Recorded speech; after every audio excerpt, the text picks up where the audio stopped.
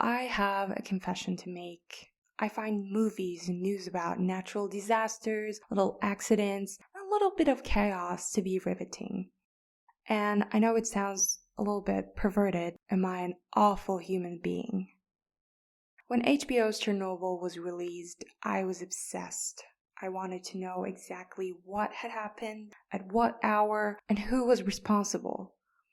It was called the worst man-made accident in history. And then I started searching up other notorious man-made accidents throughout the history, namely the infamous Ford Pinto, Exxon Valdez oil spill, the Bhopal disaster in India, Byford dolphin accident. FYI, these are really well-told accidents, I guess. So the bigger the disaster, the more invested I became, and I wanted to know the mechanics of how they played out. And I thought at the time it was because I was a mechanical engineer, I was really invested by the universe's call for entropy and chaos. Or maybe the responsibility of a decision felt really overwhelming. And I know I am not the only person in the world who finds these stories and news and movies to be really interesting. But why are they so compelling? Are we simply fascinated by the struggles of others? So is it a yearning for catastrophe? Or is it just another form of catharsis to our repressed anxieties and fears? Although people generally try to avoid situations that would put them through fear and anxiety, they continue to be attracted by news media and movies and fiction that indiscriminately display these disasters. Well, one explanation that I think science comes up with comes from a theory perspective that British psychologist Michael Apter describes as a protective frame. This frame, being in the form of a movie or news, for example, indicates that the individual perceives a detachment from significant consequences. We can think of this as a protective layer. As the protective layer or the protective frame becomes stronger, individuals find themselves better equipped to confront these threats and sometimes may even derive pleasure from it. For example, people discussing something dangerous that is now in the past will be experiencing the danger through a protective frame. You experience a dangerous situation differently when it's happening to you or when you are the direct observer, for example, in the crime scene, or when you hear the story from someone else, or when you hear it through the news, or when it is presented to you as a form of fiction. So, threatening situations can be experienced as pleasant in the presence of a protective frame. Though there are many reasons why we're fascinated by disasters, none of them actually come from deriving pleasure from others' suffering. We gaze because we seek to empathize and ultimately to ensure our own survival. So one of the first reasons I came up with to explain why I love disaster stories and movies and news is because of morality. These kind of news and movies, they offer a deep examination of moral choices, and we get to see more extraordinary challenges in crisis settings than, our ordinary lives. What tough decisions do people have to make in a really bad situation? And how might I act if I was in a similar emergency? It's hard to say how my morals would hold up because I've never been in such an extreme situation. Would I act out of self-interest, or I would be acting in a very heroic, selfless manner? Is it within my capacity? I'm not really sure. I think most of the time I would be super selfish. That's why it's really, really good questioning of my morals. So the most compelling disaster stories present these character tests that are nuanced with no clear right or wrong answers. And these narratives often delve into the individual fears regarding human morality. Am I a good person? Yes, I am super helpful under very positive environmental conditions, but would I be the same under every condition. When the going gets tough, would I get going? I don't know. And also in like media and in stories, it is often like revealing of the true character of a particular character, obviously, and also it highlights the group dynamic as well. There's always someone who's like very heroic and someone who is looking out for his or her own interests. Another thing that I find inspiring in these pieces of news is the survival aspect of it. The reason why I think most people keep up with the news is to see if we are in an immediate danger or in a circle of involvement that can potentially affect us in the long run. But even when we are further away, and most of us know that the disaster will not reach us except through the ripple effects, we do like consuming this type of media because at the end of the day, it's human life and suffering at the extremes, and seeing that many people overcome terrible adversity and that life continues for them is very inspiring.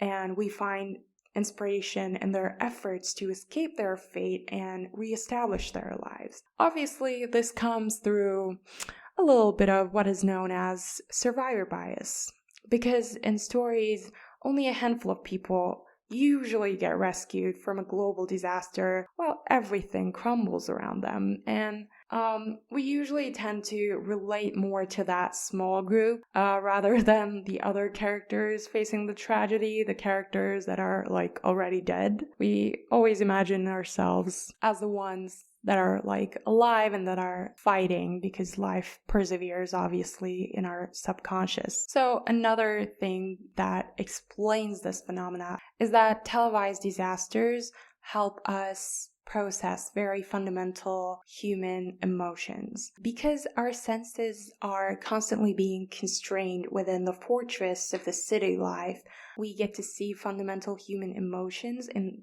their purest form, both during the disaster and in terms of like the emotional impact and the aftermath. So, as I said, we see human life and suffering at the extremes, and within like the ordinariness of our everyday lives, we resurface these kind of emotions to a very small degree, or do not think about it, we do not process it, and it helps create empathy in the audience. So these kind of news, this type of media, it creates empathy in the audience, and it's very engaging because the emotions are very raw, especially if they are representative fiction. You get to see it play between the relationships and between the dynamics of the group.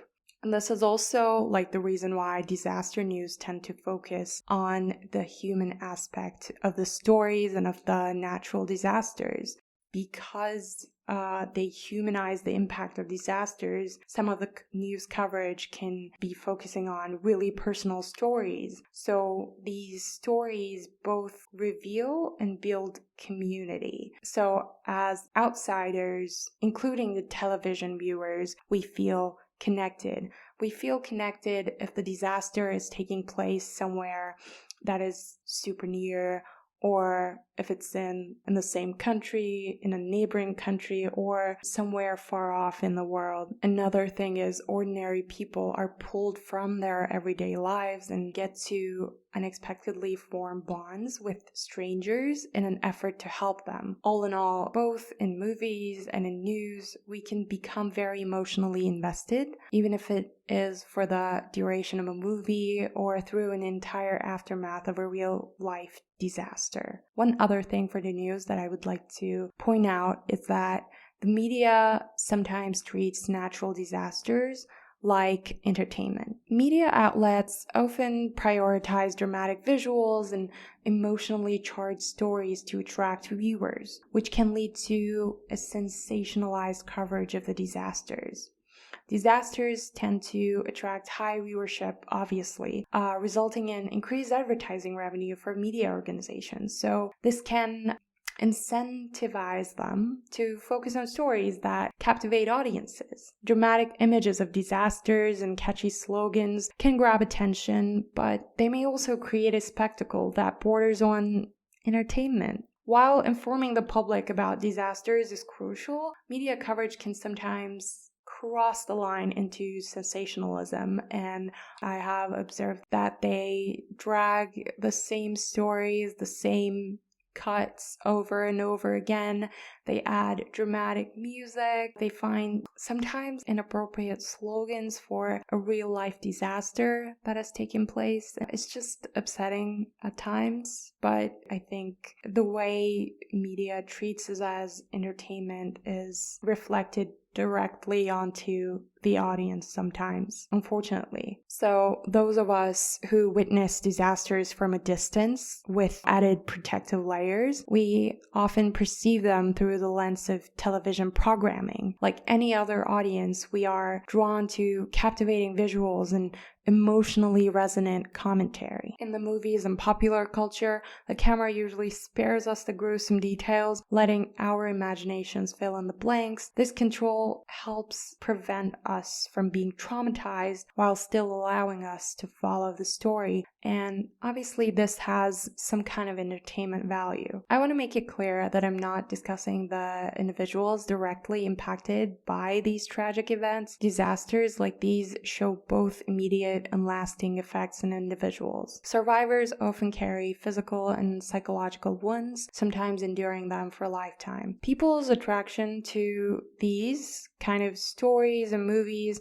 may vary depending on their history, being in contact with any kind of disaster, and emotional intelligence too, I guess, because if someone is a survivor of a disaster or has been in close proximity to someone who is, the way they would consume this kind of media would differ from an ordinary person. But me being an average person, this was my general experience with these kind of media and news stories. And you can bet that I will be looking up for other accidents and disasters on Wikipedia. This was Who Ordered a Small Yappuccino. Before you go, you can leave a rating and a review. Thank you for listening.